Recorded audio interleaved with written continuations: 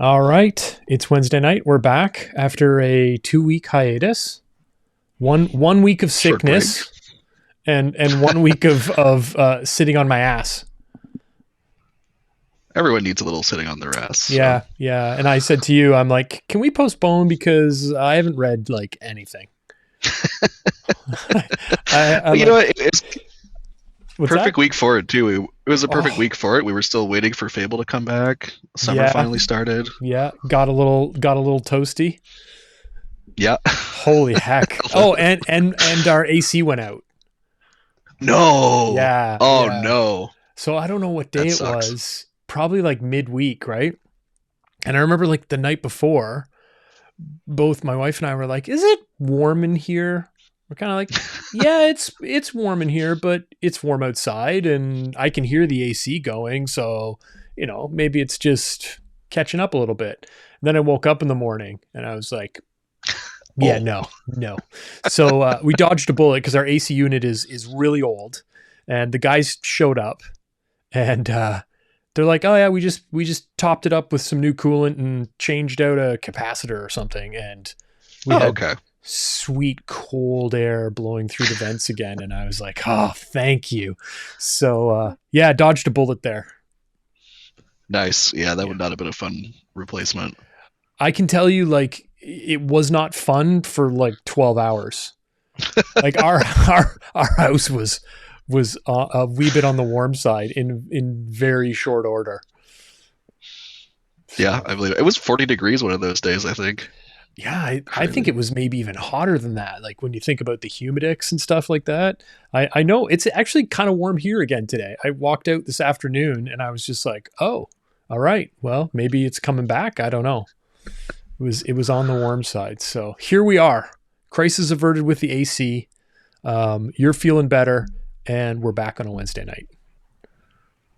You love to see it. Yeah, there you go. So, no format changes, right? So let's just jump right into to the news of the week. Let's see. One of the ones that I'm most interested in from the AWS perspective are those MicroVMs. Have you read that? Oh yeah, this was the Lambda Firecracker thing, right? Yeah. This is super interesting. Really cool, and it's interesting. Obviously, they kind of have an idea of what people might be wanting to use these for, because even in the news release, right? They talked a lot about isolation, VM level isolation for AI workloads, stuff like that. And I'm thinking I might have a use case for it, even though Claude strangely is trying to talk me out of it. But I'll save that update for the next section. But yeah, I think this is really cool. And I also saw somebody, I can't remember now, saying that they very quickly switched over their GitLab runners to use these micro VMs as well. Makes sense, right? Yeah, that's a great use case. I mean, it makes a lot of sense. Like we were talking about, like if you want to have like an isolated sub agent or a even a tool call that you're providing to an agent, and you just want it to run once idempotently. That's kind of like a great use case. Yeah. So, yeah, I definitely have something in the back of my head on this one, so we'll talk about that in a second. Okay. What else do we have? I guess there's really not a lot to say about that, right? Like, hey, you can run micro VMs in Lambda now. Go to it. Another one that I thought was kind of the same thing, just sort of, what are you going to say about it? Our new favorite service, Bedrock AgentCore, now supports integration with a WAF, so you can set up your, I don't know, every time I seem to read the WAF documentation, it's like they refer to it slightly differently. I just call it a web ACL. So you can tie a web ACL with your rules to a bunch of things, now including your AgentCore gateway. Cool. That makes sense. I mean, you don't want your agents to be publicly accessible unless you want them to be, right? So yeah, I thought that was pretty cool. But again, what else do you have to say about that? There's not much to say. Right? Everything is AgentCore. Yeah. Everything is AgentCore, and if it's public facing and it supports a WAF, then obviously you should do that. Right. This is a cool one that you shared. I'll let you walk us through this one, because I kind of have an analogy. The AWS Blocks open source framework for composing application backends on AWS. Yeah, this was really cool. It kind of reminds me. So essentially, what this is a TypeScript framework for doing infrastructure as code in your TypeScript project. So kind of like if you think, do you remember SST, like that tool? I do remember that. Yeah. Yeah, it was kind of in the same vein as like the CDK was coming out or becoming fully fleshed out, and Terraform had just kind of really gotten ingrained. But essentially, it's the same idea. You have reusable blocks of infrastructure code in your TypeScript project. Yeah, so perfect. And then it said in the news release that if you wanted to, you could dive into the CDK, but not really necessary. It said there too, which took me a minute to wrap my head around. You don't even need an AWS account. Yeah. At least at the beginning, right? Like until you publish it and then it's going to run. But you could do, I'm assuming it's all local development and everything until you're ready to go and then you just publish it. Yeah, pretty much. Like you could have your mock tables or your mock lambdas or whatnot locally. Yeah, it's cool. It's kind of a rehash of this idea. But I haven't heard anything from SSD in a while anyways. So yeah, I was kind of thinking when you mentioned that, I'm like, I wonder whatever happened to that. I'm sure it's not a dead project, but I know it was kind of on a lot of people's radar for a while and then kind of felt like it sort of got quiet. I think it probably went on the back burner because it's the same team who does open code. Open code. Like it's those guys. Yeah. Okay. The analogy that I thought of with this guy was, as I was reading it, I kind of had thoughts of Beanstalk. In the sense that, like, you know, the whole selling feature of Beanstalk was, or at least from my perspective, is if you're a developer, you can write your application and you don't have to worry about any of the underlying infrastructure. Beanstalk takes care of that for you. You just tell us, hey, it's a Python application. I need it to look like XYZ, and it just goes off and does it. And, you know, unless I'm misunderstanding it, this AWS Blocks sort of felt the same way in the sense that, you know, it's going to build all the CDK for you and everything and just deploys it when you're ready and you don't have to think about it. Yeah, like you'll have your patterns for various things, like your load balanced web application pattern, your whatever, right? Your static sites, all that business. But, you know, it'll, in the way that Beanstalk is abstracted from you in that way, then it totally will. Yeah, it's kind of what made me think of it. I'm just realizing now, as I was organizing this before the show, I didn't do a good job because here's another AgentCore one. AgentCore memory now supports cross-account access. Okay, that's cool. I missed this one. That was kind of my thought too, was like, as I thought about it a little more, I think I can maybe, you know, the idea of centralizing the memory and then having you know, different accounts talking to it. And it sounds like it's relatively easy to do. Like in a lot of cases, you just attach a resource policy to it and it allows access based on your resource policy. I can't think of how I might want to use that in the projects that I've been using AgentCore on so far, but maybe it's just a scale thing. Maybe like in much larger implementations, it would make sense to have a central memory function and then, you know, different solutions all talking to the same thing. I don't know. Yeah, I could see that if you're spread out geographically, right? Like you want access to the memories from different continents or whatnot. So yeah, maybe, right? And another cool one that I thought was neat was AWS Secrets Manager now allows you to how do I want to say this? More safely handle secrets with your agents. So I've suffered with Claude a few times on this.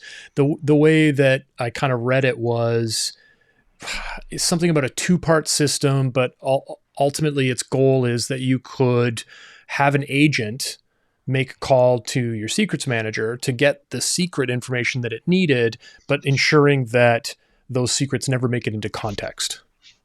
Yeah. Right. So for obvious reasons, you don't want that to happen. But it seems like a good idea, right? Yeah, they must have so many secrets sitting in their log. Oh yeah, could you imagine? Oh yeah. Yeah, even with me, and I've got these skills built now, and like how many times have I said, you know, in uppercase, never write secrets anywhere. You can gather those secrets to use them, but don't write them in anywhere, file system context or whatever. And then every once in a while, Claude's like, oops, you should rotate your the access token on GitLab because I just wrote it to the context window. So yeah, I guess that's one of the challenges with these systems is, we can suggest how we want it to work, but it doesn't necessarily mean it's always going to follow those instructions. Yeah, that's classic Claude. I've had to toil or tune runbooks and write deterministic scripts to fetch those tokens because otherwise it's going to write them to the chat history. So yeah, I had a situation. It was a while back now, but I was just watching it right as it was doing something, and I'm like, I'm pretty sure that was an access key for GitLab that I just saw roll by. So I asked it when it was done, and I'm like, was that maybe a GitLab access token right there that you just printed to context? And it's like, oh, I'm really sorry, and I'm like, yeah, you're not supposed to do that. And it's like, yeah, I apologize. I know I'm not supposed to do it. And I'm like, okay, so go ahead and continue on. And then fucking secret went by again. And I'm like, dude, like literally. I'm like, okay, don't do it again. And it apologizes. And I'm like, okay, you can continue. And then the new secret rolls by. And I'm like, oh my God. I have noticed, like what you said, I've been using OnePass and those, what are they called? Oh, I forgot what the feature. Oh, service accounts. Oh, yep. Yeah. So I've been slowly moving everything into service accounts. And now I've got tools that it can call to make basically say, hey, I have at least a token that I can use as a service account to go over to OnePass and get this stuff. But I find it way better using, not necessarily that OnePassword fixed it for me, but the fact that it's got those tools now rather than just sort of leaving it up to its own devices to figure out how to go and get the what do they call it? The personal access token or whatever it is for GitLab as an example. Now I've built some tools over time. Way better. Way better. Yeah, that's a good pattern. And I find it's a little less likely to do it with the classifier now being so strict, but it'll still do it on it. Does some weird shit every once in a while, right? I think you shared another AWS related news item right before I fired up the broadcast, something about status updates or what was that one?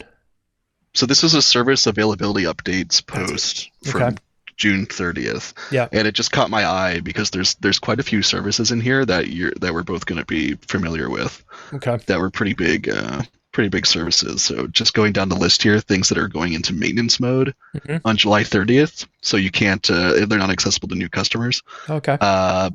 Bedrock agents. Well, that didn't last long. Yeah. You know what? There's now Amazon Bedrock Agents Classic, apparently. Oh, man, just like Coke. We're going to have Coke Classic. We have Coke Zero. We have new Coke. Yeah, whatever. Coke Core.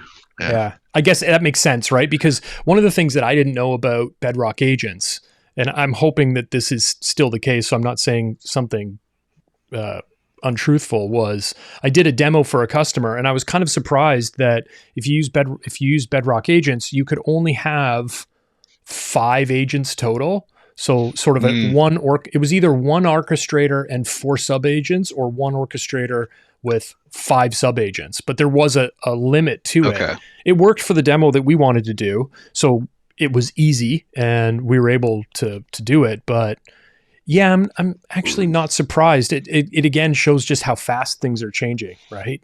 Yeah, we're way past 4 sub-agents now, or at least we can be, right? Like yeah, way past. What else is on that list? Amazon Kendra, which is really? natural language information retrieval. I guess this is turning into like the AgentCore RAG thing is probably more useful for this task now. Do they call it Amazon Quick now? Like, because Kendra is like the way I think about Kendra, and tell me if I'm wrong. It's kind of like almost like a crawling service. You basically point it at data sources, it pulls it in for you, and doesn't whatever they call Quick Suite now, doesn't that kind of do the same thing? And it's been rebranded multiple times now. I think so. Plus that capability is built into like the knowledge base tooling, I think. Yeah, which used to be called Amazon Q for Business. Which is also going away. Man, this is nothing new because I've always said that, with all the services that AWS has, it's always been a double-edged sword in the sense that it's really great. You have all these primitives, Lego pieces that you can kind of assemble together. But with that number of services, it's always hard to keep it straight. And now, in addition to deprecating services, it feels recently like they've been rebranding a lot of stuff sort of as they go. So in addition to the name changes, you've got deprecations of services. It's really challenging to keep it all straight. Yeah, it's a lot of change really quickly. And I mean, it's kind of like all these other services that are going away, IoT Defender, Detect, AWS Directory Service, Simple ADs are going. Mainframe modernization, I think I heard about that in a reInvent one time. Yeah. I think that's become AWS Transform. Yes, definitely. Yeah. So that's probably another rebrand. Yeah. But yeah, all these services are changing. Amazon SageMaker, a bunch of features are going away, but that's probably because they're bundling them into the studio. Yeah, okay. I've never used SageMaker. I hear a lot of people talk about it, but I've never used it myself. So I know enough about it to pass an exam. Yep. I'll be honest, right? So I read the Cole's notes just in case it came up. So that's funny. When you shared that, I was kind of grabbing a drink and getting ready and kind of running around, finishing some stuff up. And in my brain, I immediately thought, oh, there's some sort of new service dashboard because it said service availability. So my brain was instantly like, oh, there's some new dashboard, AI powered dashboard or something that'll tell you if the services you're using are up or down. But yeah, I was way off. I'm sure Health will become that in the next 2 months. Probably. What was I doing the other day? Oh, damn, I wish I could remember now. And it'll come to me, but Q kept, whatever they call it, I guess it's still called Q if you're in the console, I think, right? It kept popping up on the side, and I'm like, oh, man, I kept clicking the little button to shrink it back, get rid of the sidebar. And then I would do something else and it would be like, blink, pop back up, and it starts typing. I'm like, okay, man, I got to figure out how to turn this off. I don't need you telling me anything at this point. I just want to get something done. What the heck was it? I don't know. My brain's a bit mushy this week coming back from vacation. I feel like I'm, at least I don't have to remember my passwords. But outside of that, it's been a little bit of a struggle this week. Were there any other AWS news announcements that I missed from the thread? Or is that all of them?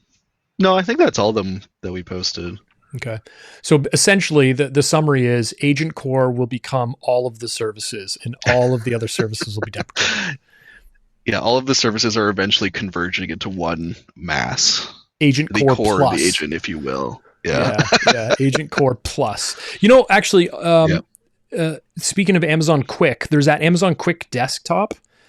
Have you tried that? I haven't. I've been meaning to, but I haven't. Yeah, well, now you got to pay for it. Oh, well. The free preview's over. That. So yeah, that was my outcome too. I was talking to somebody the other day and they're like, have you tried it? And I was like, yeah, I have. It was kind of cool. I like the way, I think you and I talked about this a while ago. I like the way it would go through your calendar and your email and stuff like that and build you a nice graph view of the relationships of people in your contacts and stuff like that. It was kind of slick. It was this little, you could kind of drill down and get this neat graph view of it. And because I was talking about it with this person, I was like, oh, well, I'll fire that back up again. So I fired up and I haven't used it in a while. And so I'm like, oh, I got to log back in. So I log back in. And it's just sitting there. I'm like, dude, what are you doing? And then I tried to click a couple things and it jumped me onto the subscription page. And I was like, nice. Yeah, I don't think I'll give you $20 a month for something that's going to read my calendar and my email. It's got to be that's tough. I can make my own graph and I can do it with a markdown file and make it a skill in my second brain repo or whatever, right? That's fine. It's not super compelling. So. Yeah. So I very quickly I didn't uninstall it, but I did just right click and say close and move on with my day. That was the end of that. Goodbye. Yeah. Anyways, so there's the AWS news for what, a week and a half, let's say. Any project updates? It's been a long time since we talked. I've been working a lot on projects over the past 2 weeks. So let me pull up my notes here. Do you want to go first? Or did you get the chance to work on anything while you were away, or I purposely didn't. Totally closed down? Nice. Yeah, the only thing I worked on was collecting games on the Steam summer sale. That's it. That's a good project. Yeah, it was. I have some buyer's remorse now because I was like, holy crap, how many did you really need to buy those games? But yeah, it was fun at the time. So I'll let you go first. Yeah, I do have one project update, which is something I stumbled across sort of as I was coming back from vacation. But you go first. I want to hear your couple weeks update. Okay. So I got sick and tired of GitHub. Was the first thing. Yeah. So I started the process of migrating all of my personal projects to a Gitea server on AWS. So I spun that up. Okay. It's like a little Go GitHub clone binary that you can host on a very small instance. Nice. And he just dumps to S3 basically. Yep. Every night, and it uses SQLite. So it's just a really, really tight, small, cheap Git server that I'm hosting. Yep. I'm using Fargate Spot basically for the runners. Yep. Because I was sick and tired of GitHub Actions. Fair enough. I don't blame you. Hit my breaking point. Yeah, I don't blame you. Yeah, every time I have to deal with it, I'm just like, oh God. Especially when I'm so used to GitLab with the runners and stuff like that, and it just. I know it's really no different, right? But I don't know. It's just, there's something about GitHub that just immediately makes me slightly salty. Yeah. Yeah. And it's like, I get that they're under a lot of pressure recently because of the huge spike in traffic, all that agent code that's getting generated. But you know what? I can host my own server, so I will. Yeah. Dude, you're a multi-billion-dollar company. I don't feel bad for you. Yeah, exactly. Yeah, don't you have like one of the largest computing platforms in the planet? You should probably have more resources for your own services. That's just my take. You would think so. Yeah, you'd think so. You would think right? so. Yeah. It's they're having to shut off all the servers that were used for the Xbox Pass or whatever it was called. So maybe they could just repurpose those into GitLab resources. They're gonna have to. Xbox and PlayStation are going to go away. Probably, it feels like. Oh yeah, I think they're. I think they're done. PlayStation. Oh yeah, I think I think you're seeing the end of both of those things. I had somebody tell me the other day, a customer. They're like, I pulled out the old, PS4, PS3, PS4, maybe because he said something about the cost of the PS5. I don't know if he has one already. He mustn't have one already because you've already sunk the money into it. So sure, but I guess it was like, hey, I can't get one, or I don't want to pay the cost of it anymore. So he pulled out the old PS4 or whatever and fired it up and was playing games on it. But I think you're right. I think both of them are toast. Like didn't Microsoft just lay off like 4,800 people? And I thought I read somewhere, I hope I'm not wrong, that a lot of that was like in the Xbox sort of games division or something, wasn't it? It was, yeah. There's huge problems in both of at Sony and at Microsoft right now. Yeah. Especially, Sony's cratered to the news because of that announcement that they're going to phase out physical media, so you won't be able to trade your games or share them. Yeah. So. Yeah. I don't know, man. Yeah, the Pirate Bay is coming back. I'm telling you, people are going to get angry enough that they'll be like, "Screw it! I'm just going to start downloading my stuff again." I've had enough. I would think. Well, why wouldn't you, right? Yeah. After a while, I got to get my Linux ISOs. Yeah. Yeah. There you go. Yeah. So you got a new Git server. What else is going on? Yes, new Git server. Migrated my. I've been working on this agentic assistant /brain2 system for a while now, and I'm starting to migrate that onto AWS as well. Nice. Off of my local machine. Yep. So that's going up there. I'm teetering on whether I want to use Postgres serverless. It feels like overkill for what I'm doing. So right now it's just all hosted on one node. Yep. I've got another spot instance, or not a spot instance, but a nano instance running fck-nat or fck-nat essentially to get my NAT out, so I don't have to use NAT gateway. Yep. And then I'm running a caddy server to connect back to it. So I know that name, but fun. what's caddy? I should know what that is, but it's not jogging my brain. It's a load balancer essentially. Oh, okay. It's like okay. Oh, cool. Load balancing service. Very cool. And then that's all the infra projects I'm working on. The other things I've been working on is how to best use the limited access we have to Fable, which is back, which is kind of big news. Yeah. How to use that productively. And I've also become completely obsessed, and it's consumed my life, but it's a Kaggle competition for training for training a robot to play the Pokemon trading card game. Oh, that's right up your alley. Both things right up your alley. Yeah. Totally. Oh, that's funny. That's been consuming my life for the past 20 days now. Nice. Okay, so on the Fable thing, I haven't really played with it a lot yet, but do you know about the advisor feature in Claude Code? No, what's this? Okay, so I learned about this. I learned about it. Well, I was reminded about it today.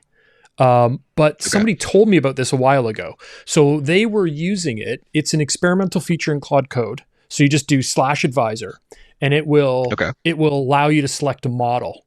So think of the advisor as like the thing that an agent might refer to if it needs additional information. Like, I'm not quite sure about this. I will ask the advisor. So what this person was doing was they were in Opus land, right? They were using, let's say, Opus 4.8 as the advisor, but their default model maybe was Sonnet. So they were using the cheaper model, right? And then Claude will decide when it wants to it's unsure about something, it will ask the advisor. So he mentioned it again today in a Discord channel. And I was like, because somebody was saying, oh man, I tried Fable and it just nuked my account. And they're like, the info I got back was really good, but now I can't work for the next 4 hours or whatever, because it got throttled. So this guy chimed in. He's like, hey, don't forget about advisor. So I did set that up today. So I have my advisor running Fable, and then everything else still running Opus 4.8. I'm not gonna mess around with those other models. Opus is just a beast, right? So it's solid, because they haven't sort of changed their subscription model. For $140, I'm going to use as many tokens as they'll let me use. So why not, right? So check the advisor thing out. I haven't seen it today. I probably flipped it on maybe around lunch. I had turned advisor on to use kind of like what the other guy was doing, Opus and Sonnet mix. And I was like, I don't know if I like this. So I turned it back off just so I would have Opus all the time. But I was trying to figure out maybe how I could mess around a little bit with Fable without, getting myself throttled. When he suggested that, I was like, oh, I'll try it out. I didn't see it actually make any calls to the advisor today as far as I could tell, but try it. Might be worth see how it works. I'll take a look. I mean, you can. I mean, Opus you can do most things, right? That you're working on. Oh yeah. Like the delta between that and Fable is maybe less. Okay, let me walk you through what I've set up on my system. And, sure. Be great. And I can get your opinion. So what I've got is I've modified my system prompt for Claude Code, like my main Claude MD file, to have here's the guide of the kind of tasks that you can delegate to other models. So I've got it so it'll spin up. So Fable will be the orchestrator generally, or Opus, depending on the mode. But Fable will break that out to Opus or Sonnet. Or if I have a really mechanical coding task that is still kind of high tier, but I can break that off into Codex. Yeah. You can invoke Codex through the command line, right? Okay. So So what I've done is I've just got Fable making codex calls as subagents essentially. Oh, nice. So that's kind of what I've landed on. Yeah.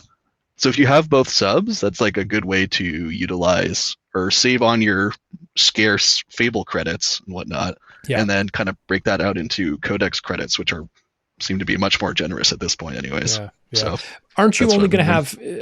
I really like that idea. I've been playing around with this idea of like, I've used multi-agents for a while, but not sort of in an orchestration pattern like that. Like I'm still kind of doing that 5 levels of AI thing. I'm still my brain's just been wired to think like that now, but I might not necessarily always use Claude, but I'm increasingly just sticking with Anthropic because Opus, like we said, is a beast, right? Like anything I throw at it, it just does it.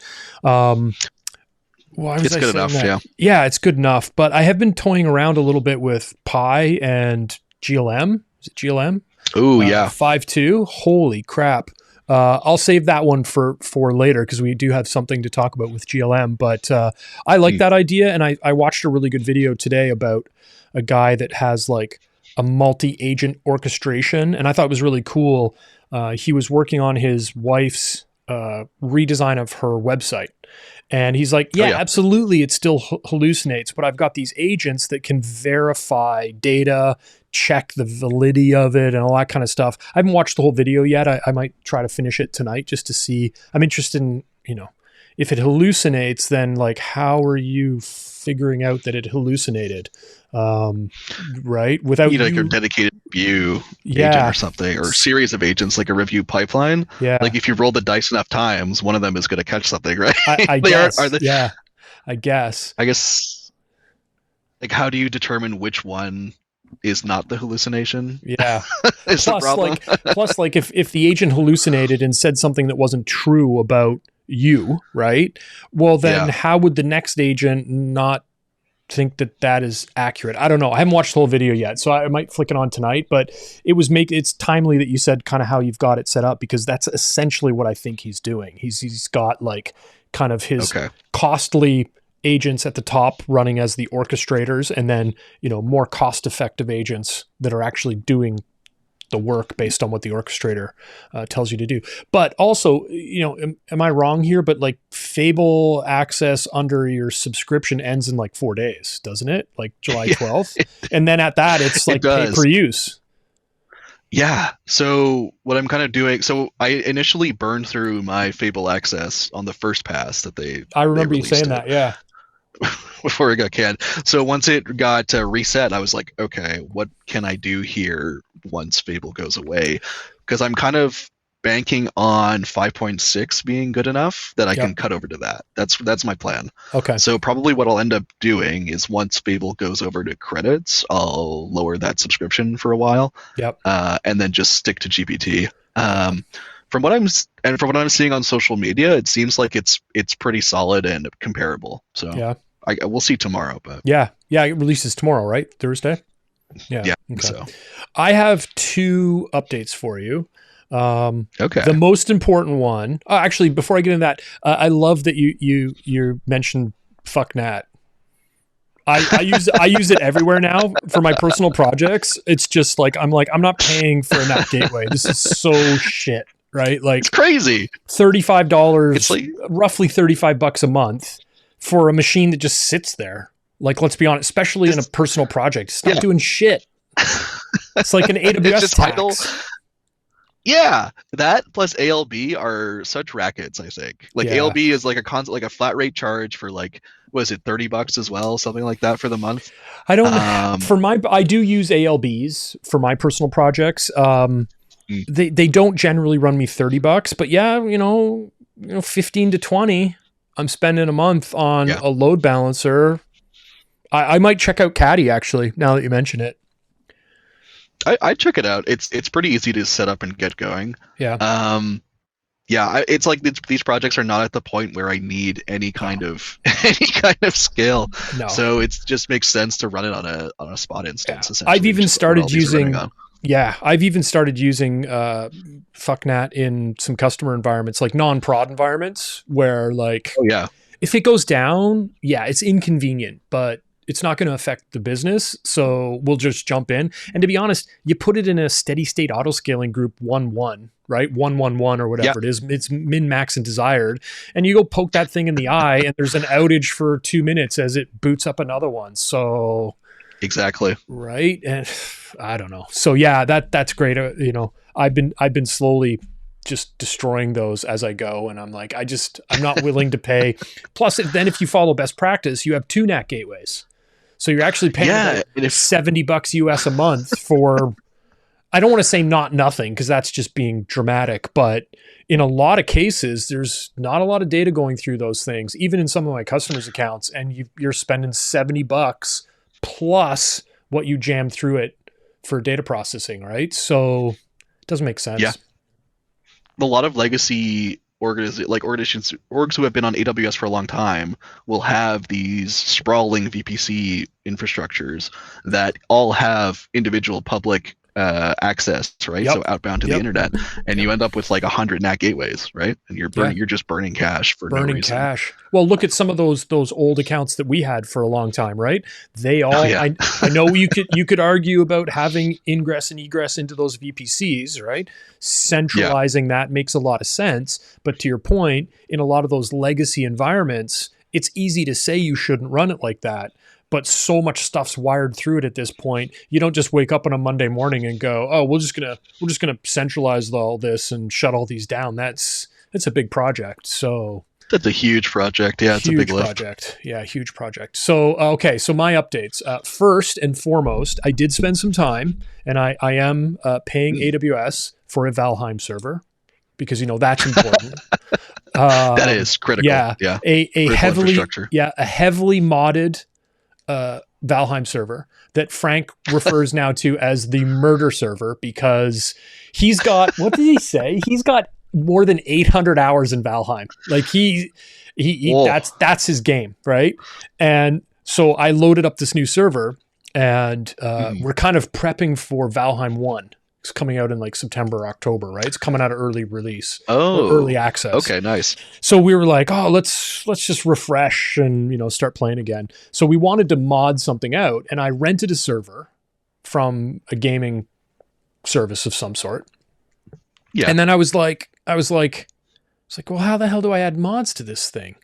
And AI chatbots, man, like, come on, this is just so shit. And I'm like, okay, go to support. It's not a person, it's an AI. And I'm like, okay, well, how do I do this? And they're like, you're like, oh, you do it this way. And I go to my little management console. I'm like, I don't have that link, man. Like that, what you're telling me isn't there. So back and forth. And eventually I found something on their FAQ page or something that said, oh, well, you can mod it, but only like a specific way. And I'm like, well, that's not how I want to do it. So canceled that, and, spent a day setting up a Valheim server while I was on vacation. But we put in a bunch of mods, and it was hilarious. I'm not a huge Valheim player, so for me, I was just like, yeah, it's Valheim, right? Sure. And Frank's like, this is not Valheim, and you just get murdered over and over and over again. There are so many mobs in it; it's insane. We got to the point where we're just like, there's a dev command you can just run kill all. And anything in the vicinity of the dev just ceases to exist. And we had a couple of ragey moments where like, just screw this, man. I just type kill all, and we just keep playing. We're like, enough. So that's one update. The next update, a actual project update. If you remember, kind of before I went on vacation, I had come up with that idea of a synthesizer. So taking all those episodic memories and Claude called it the state of play, which I still need to change because it sounds so bad. And I'm hearing a lot of people now refer to it as a dream cycle, which I would increasingly also kind of think, okay, that's from OpenAI. Yeah, is that OpenAI? I know what they mean, right? You're trying to basically imprint those memories overnight, kind of thing. What I noticed though was my Bedrock costs. I'm using Haiku for a lot of stuff. Not everything. Haiku and Sonnet is a mix. So I was like, was like, oh, I don't know even what made me do it. I logged into OpenBrain, into the AWS account, and I was just like, I wonder how much OpenBrain's costing me now. And it's still cheap, but the bill's going up and up and up every month, and I'm using it a ton, right? Like I talk to that thing all day, every day. It's storing memories all the time for me, or context for me all the time. But what I noticed was that like my Bedrock costs were like insanely cheap until they weren't. And I was like, well, what did I do? And I'm like, well, the only thing that we changed was this synthesizer. So today, actually, I spent some time. I tasked Claude I'm like, okay, this thing, I'll just make some numbers up. It used to be $5 a month for Bedrock. Now it's $30 a month. And we're on pace right now. How many days? 7 days into June or July. We're on pace for like $50. So something's changed. It doesn't make any sense. Like, what happened? So this is interesting, and a couple good lessons here. The synthesizer worked the first night. So it went through and it synthesized all the memories. It's never worked since. Oh. Yeah. So what it's doing is it's trying to run and it's timing out. And I fire it from EventBridge. So the job is scheduled through EventBridge. And EventBridge, if you remember, if a job fails, it will retry it 3 times. Oh, okay. Yeah. Yeah. All right. So there's my $25 increase. It's just essentially burning shit tons of tokens because it fires up at like 6 a.m. UTC, I think, times out. And then EventBridge gets the failure message back and goes, okay, well, I'll try it again. Times out a third time. So 2 things that I learned from this was, we've talked about this a lot, is cost monitoring is really important. I would have been able to catch this a lot faster. And the weird thing is, it's a funny little red herring. I get a notice every morning in Slack that says, hey, here are all the projects we found. If you wanted to classify, here are the memories that we found that aren't classified, and these are what we think they should be classified as. So I've been going through and going, oh yeah, create a new project called, Talking Cloud, and then it will start. And the next day in Slack, that little sort of uncategorized memory line goes away. So in my brain, I'm like, this is working. So the database is tracking everything, but you're not getting the actual work done. It's not actually doing it. And again, in fairness, like I'm learning a lot about building these projects because the only way you really see that sort of state of play thing is in Kanban. So if you go into a customer's project, it says, here are the episodic memories that we have, but here's like sort of the rolled up state of play that what we believe it is. Well, like, would I ever open a card for Talking Cloud for this? No. So probably, yeah. Yeah, like maybe, but the chances are not 0, but very close. So I'm never really going to see a state of play for Talking Cloud, right? But it's really important for the vast majority of what I do because it's almost, I would say, like 95% customer facing. So when I go in to the Kanban and I look at a card for a project for a customer, I do get the state of play there and it gives me a nice summary. I really like it. But this is interesting in the sense that it just kind of slips under the radar a little bit. It looks like it's working. And the only reason I noticed it was because of the costs. Right. Yeah. So it's like an instrumentation / alarming, kind of like a weird little hidden service that's hard to monitor and detect failure for. Yeah. I wonder how you fix that. Well, you know what? It's funny. It's not actually hard to fix. So EventBridge supports DLQ. So the first thing is if it fails, stop. Don't try it again. Write the job into the DLQ and I can generate a notification out of that tells me, hey, the job failed. You might want to look at it, right? So that stops the the 3 retry thing. And then there was something else. This is another thing I'm slowly learning about using these tools. And I'm still a huge advocate for them, but in the old days when you were building like reference diagrams and writing all the code and stuff, it does stick in your head a lot more. Yeah. And what I'm finding now is, as these projects not have grown, but you know, they're bigger than when I started. I've got many more of them sort of all ongoing at the same time. I do have that moment where I'm like, oh, fuck, how does that work again? So yeah, I've built a skill now that every time it runs a merge, it basically checks both the as-built document, so there's always an as-built MD and a runbook MD. And every time it runs the merge request now, it basically submits a self-merge request. Like, I'm not going to get it. It's just going to merge it automatically. But it reads both of those documents and makes any changes. And I've just really forced myself, especially over maybe the last 3-4 weeks, I've really noticed it sort of just before I went on vacation. I forced myself to read those, because otherwise, like, somebody could ask me about that project and I'd be like, well, it works. Or, oh, like shit. So there was something else that Claude did, and it's escaping me now, but we're going to use the DLQ, and then it made a small change to the Lambda function, and then it put in some CloudWatch monitoring. So it'll watch for basically it's writing a failure message to CloudWatch logs. But now it's just got a metric filter that if it sees that, it generates an output notification. The other thing that I'm going to do is put in some anomaly detection. We've talked about that, right? Pricing anomaly detection.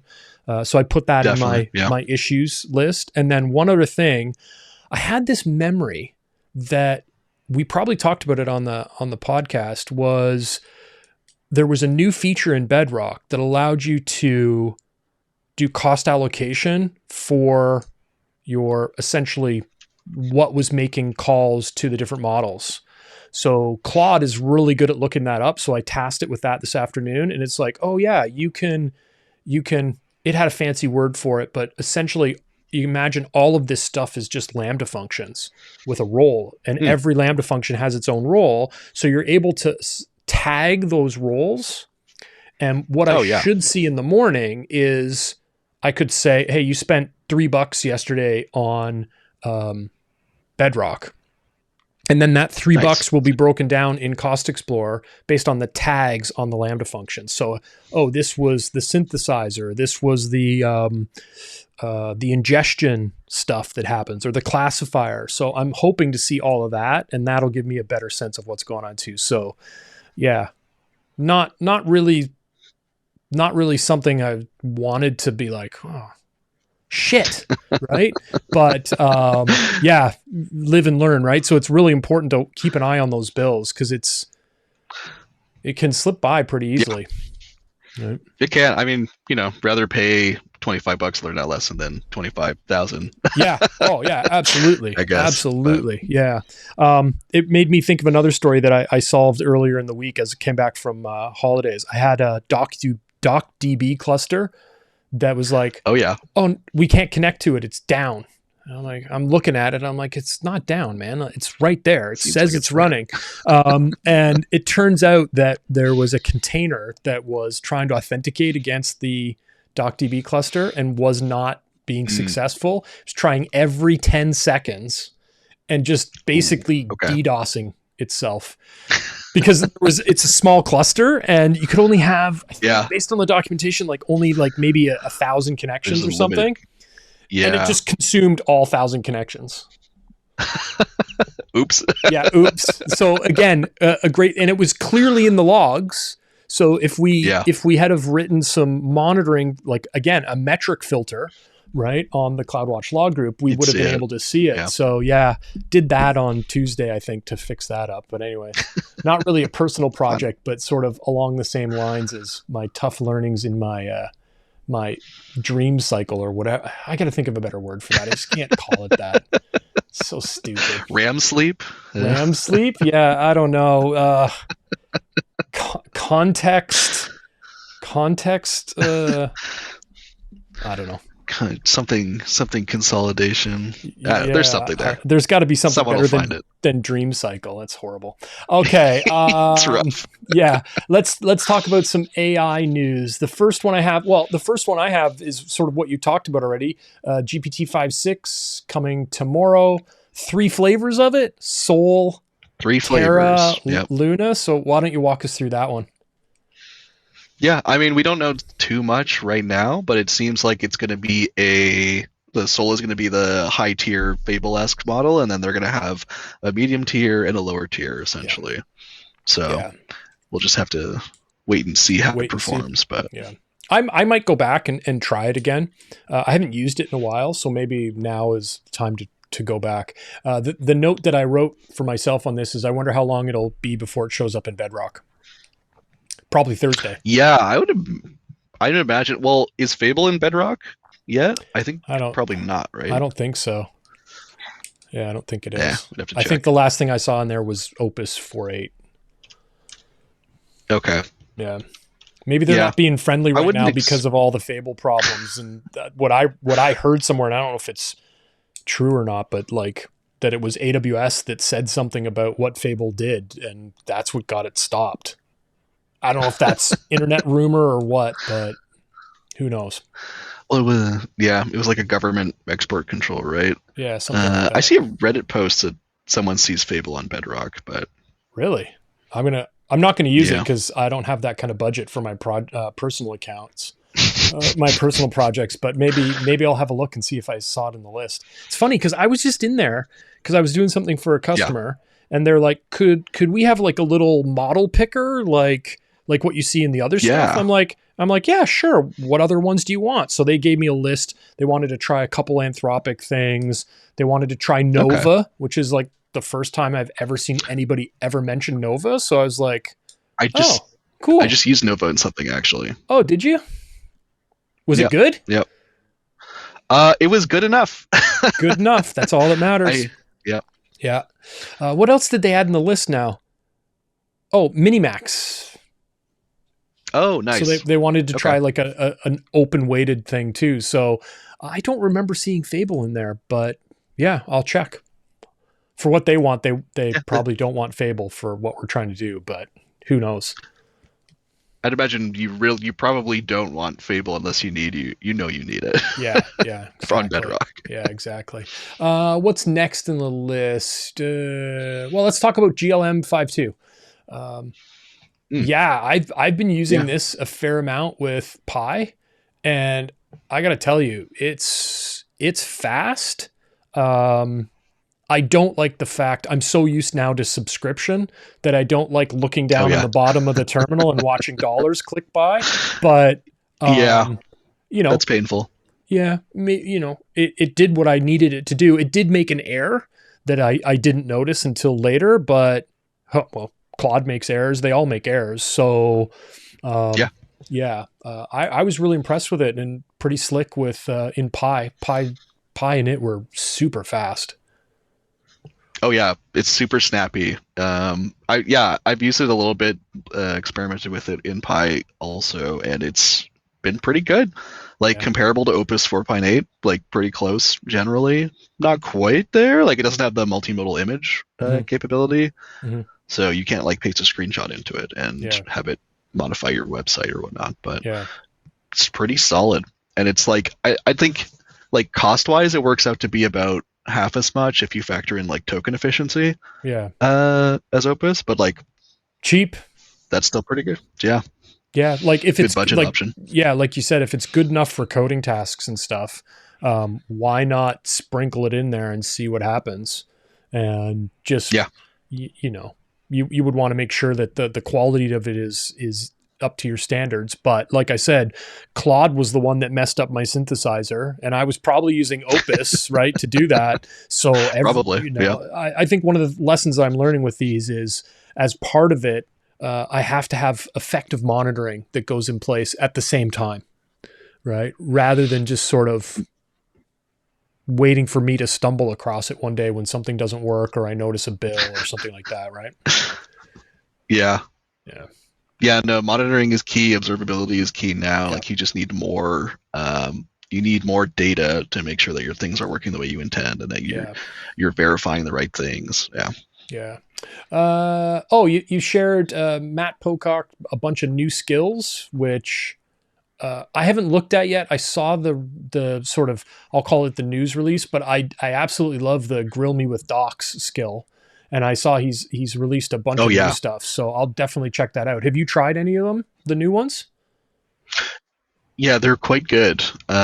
He has this new skill called Wayfinder Yep. that is essentially like to define a long-running task or project, basically. Mm-hmm. So it goes and stashes like the plans in your GitHub issues. It breaks it down, and it's like kind of a project level steering or two issues / grill me with docs implementation. Okay. So it's pretty good. It's pretty good I'll, for planning other things too, like not just coding projects. Okay. I'll definitely have to check that one out because I'm pretty much all my agents are running through GitLab work items or whatever they're called now, right? I do everything. Yeah. Any programming goes in there, and then the agent just goes and picks up the cards that it wants. So, or the work items, whatever they're called. So yeah, I'll definitely check that one out. What else do I have on my list here? Oh, we got to talk about that crazy Midjourney thing that you shared. Oh, yeah. This was so wild. Yeah. Yeah, just a weird, bizarre pivot. That I've like the strangest pivot I've ever seen, honestly. But when you think about it, it kind of makes sense. So what this is, Midjourney, the AI image generation company, the diffusion model host, has pivoted. They're announcing that they have developed the technology to do full body ultrasonic or ultrasound scans, like with comparable resolution. I think it was to an MRI was the pitch, right? Yeah.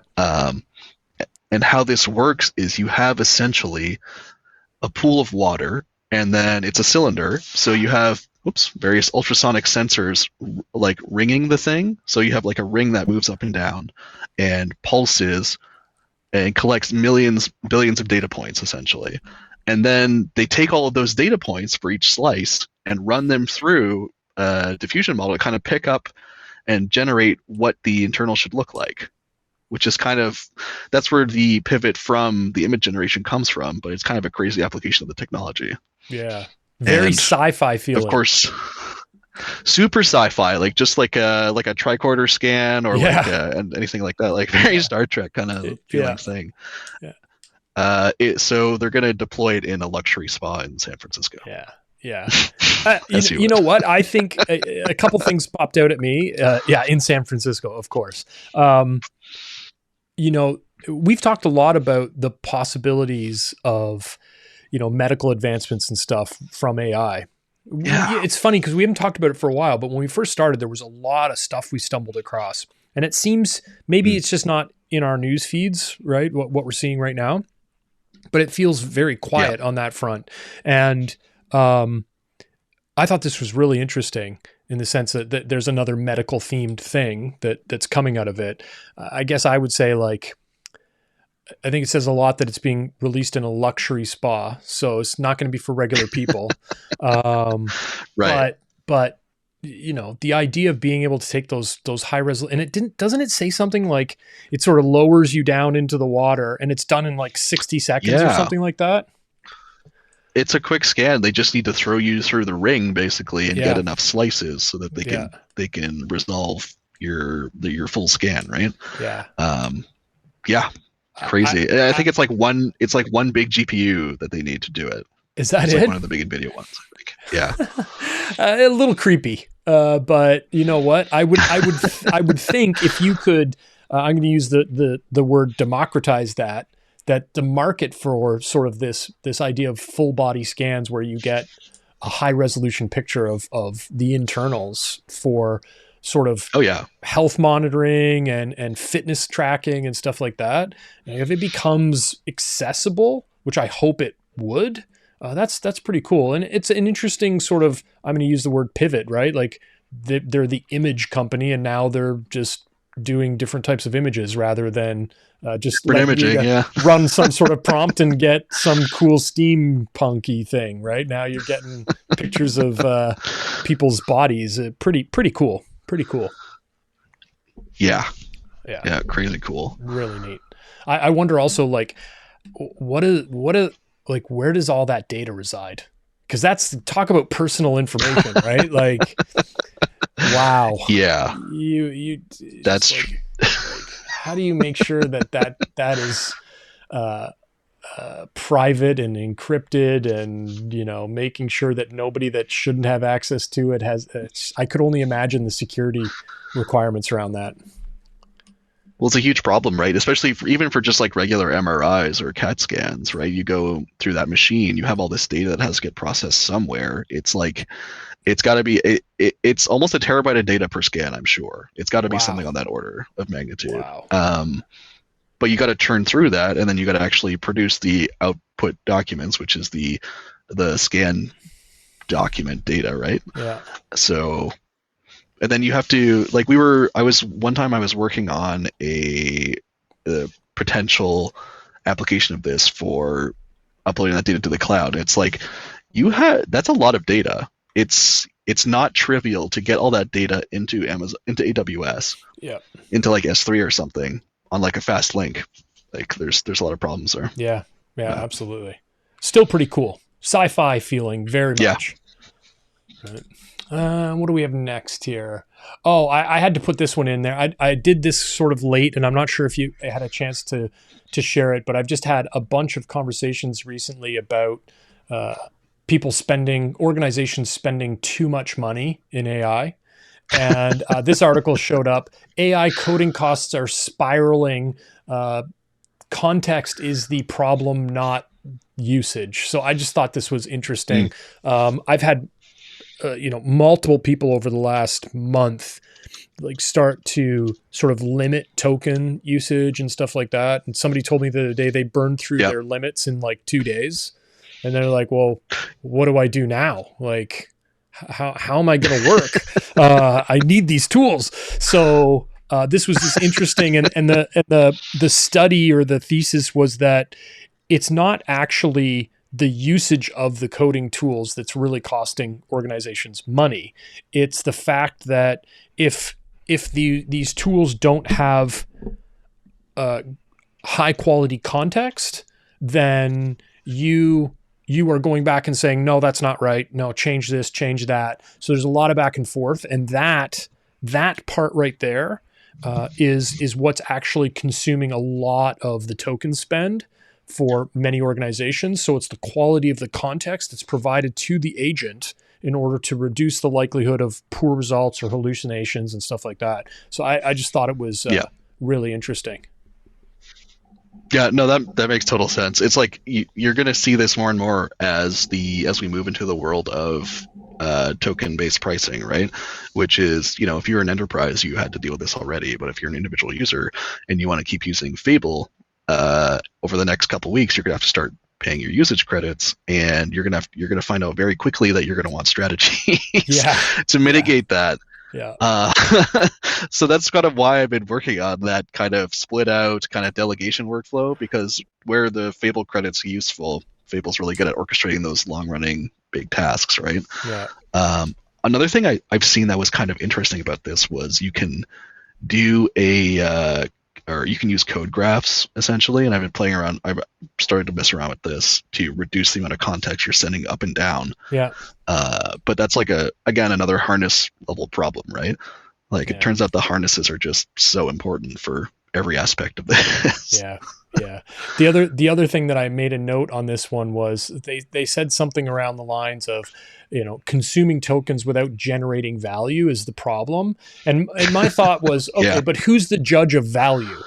Like, right. Like what I consider valuable, you might not consider valuable. So does that mean I'm wasting tokens? Because it is still helping me be more effective, right? But somebody is arbitrarily deciding that the way that I'm consuming those tokens is not providing value versus how you are in our example, right? I think that's a challenging problem. Like, who decides that? That's tough. It's going to be, at the end of the day, it's going to be the CEO of the company you work for, basically. Like the Uber guy was saying, they weren't necessarily seeing the returns they wanted to see over these projects. Or it's going to be whoever owns that budget. Yeah, probably ultimately the CFO, right? Because they're the ones that are ultimately responsible for signing the checks to pay for stuff. And eventually somebody's just going to see a line item and go, wait a second. I don't want to pay this. What do you mean? Yeah. You know what? It reminds me. Yeah. It reminds me of streaming services, right? So streaming services came out. I could binge watch anything I wanted, whenever I wanted it, the entire season in an evening. And then they got us used to consuming content like that. And now it's like, oh, I can only watch Silo every Friday. I'm like, this is just fucking cable. Like, you've just reinvented cable, and it's actually more expensive than the old version of cable if you sit down and add up all the costs of your streaming service. And this kind of feels like we're getting into the same situation where, okay, it's been Wild West, and not saying that was right, but you're able to consume as many tokens as you want, do whatever you want with it. Oh no, you can't do that anymore. You only get $20 worth of credits, so you better be very careful how you use those credits, because when they're gone until next month.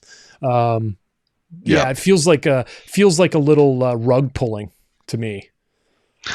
Well, it's how fast are we going through the 0 to 1 kind of hyperscale playbook right now, like the Uber into you get they subsidize your ride up until now, or you're paying a little more for the same service. Right? You're reliant on it, and now they're going to give you the true costs of it. I don't think it will. Like, I don't think at some point, like, my $140 plan is going to be like $800. Like, I just don't see the logic from an organization to do that, because I would say the vast majority of people, I'm making numbers up, right? But the vast majority of people would look at that and go, I can't justify that bill. So I'm back to the old ways of doing it. So I think you'd see massive amounts of people go, oh, well, it's going to take me a little longer to do this stuff now. So that's that. So I don't know. Yeah. It's going to be a tough situation to figure out.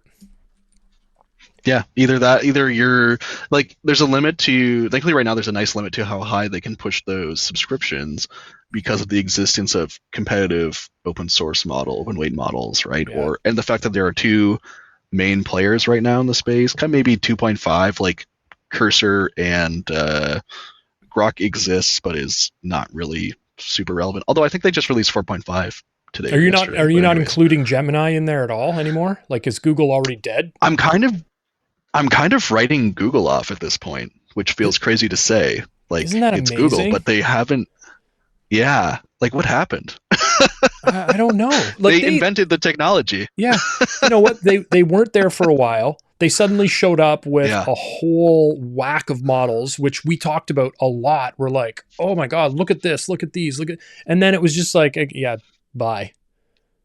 It got really quiet again. Yeah. Weird, right? So bizarre. I mean, they're still really good for multimodal tasks, like visual tasks. The Flash, like the latest Flash models and the Gemini models are really good at those, but like they're totally slipped everywhere else. It's crazy. It's kind of like Mozilla. They invented the browser, and then Microsoft just kicked their ass with the browser. Right? Maybe didn't play necessarily super fair about it, but fair is no. That's the way the system works, right? So last thing on my list, we'll go back to GPT. Did you get a chance to look at that GPT live video, the promo video? No, I didn't. Okay, you got to watch it later.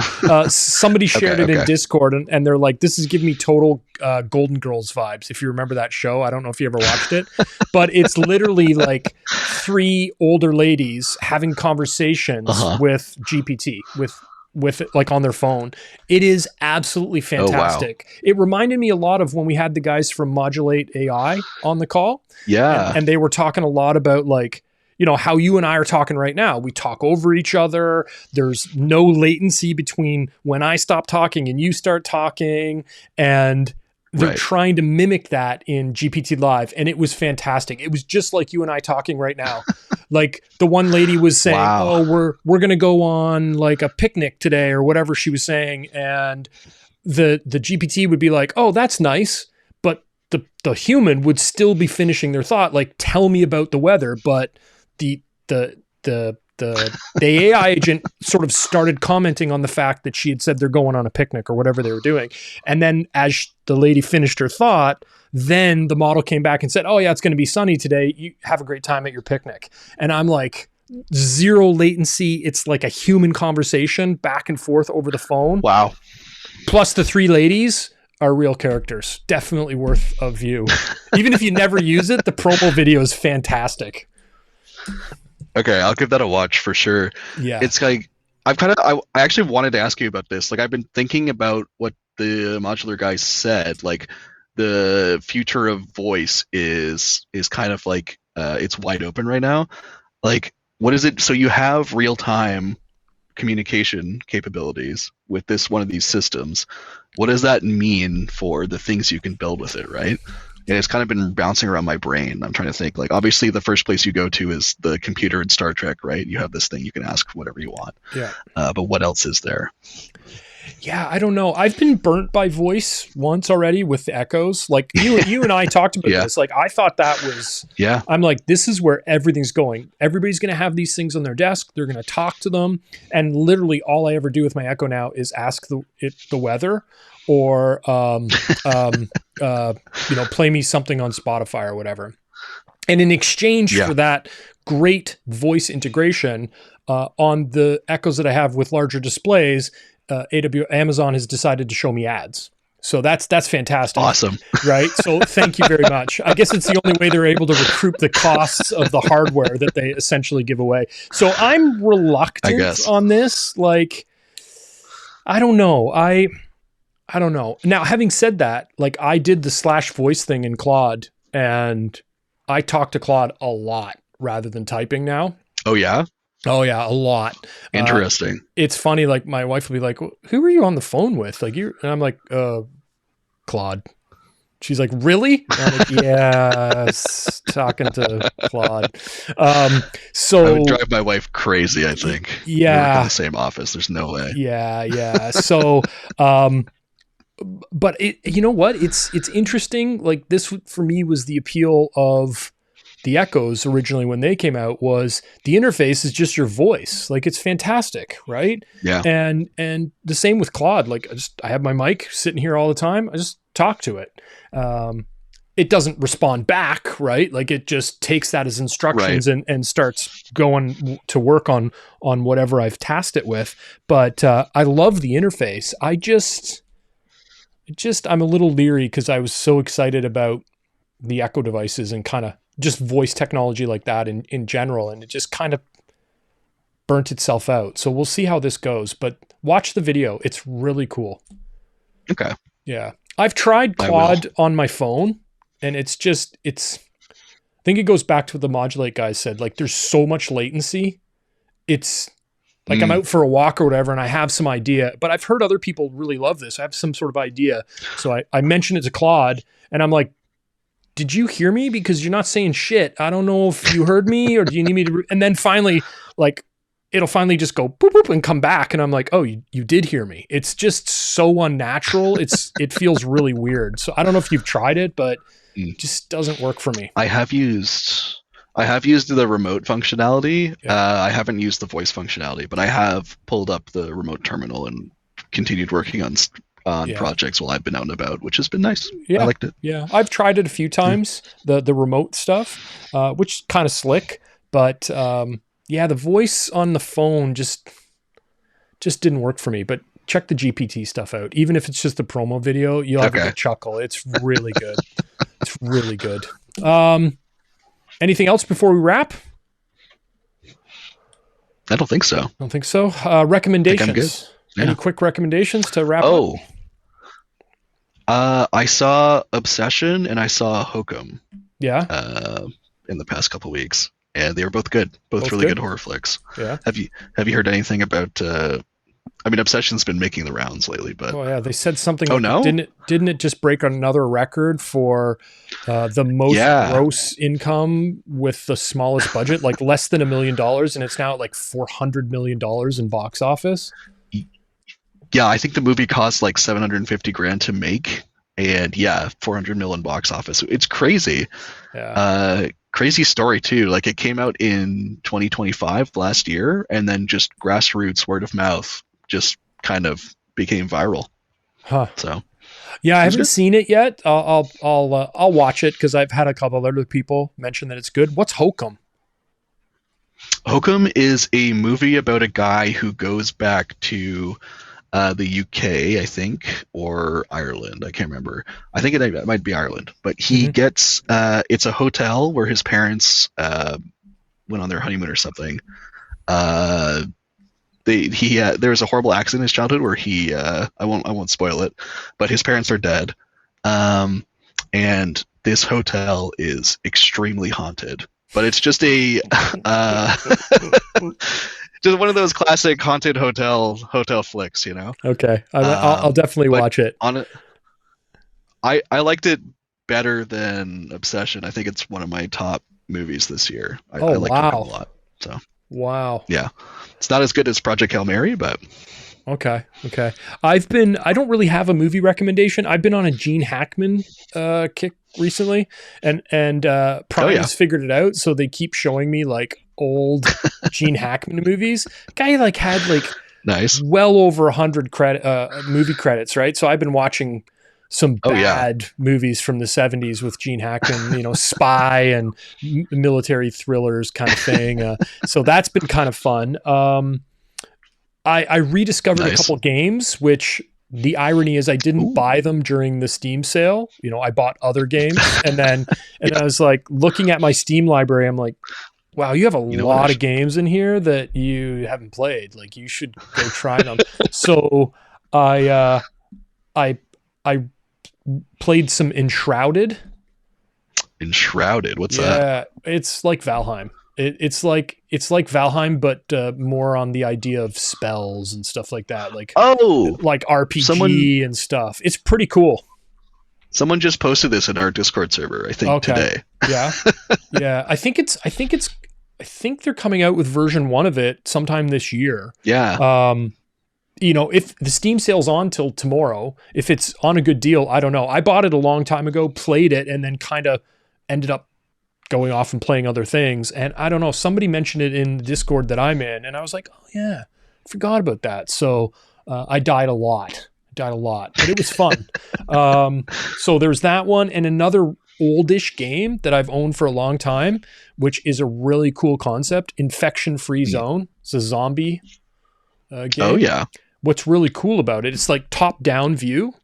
And you're like Oh. you're kind of managing your squads that are going out and scavenging for stuff, and then you get like horde attacks at night of your zombies. Oh. But what's really cool is it uses real maps.